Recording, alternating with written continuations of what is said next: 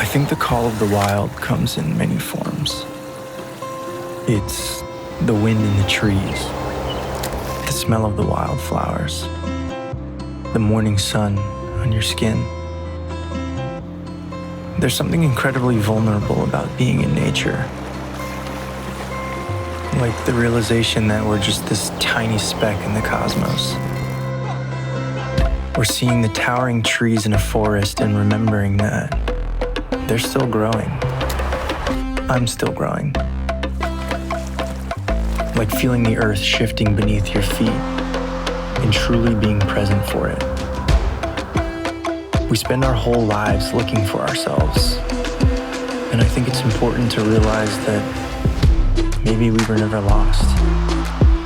We've just been free-falling, with our arms open wide, waiting for the first thing to grab onto, to break our fall. It is only then when we remember where we came from. And it's a chance for self-restoration, a new beginning, a return to who you were before the world tried to tame you. So yeah, I think the call of the wild comes in many forms. And when it calls,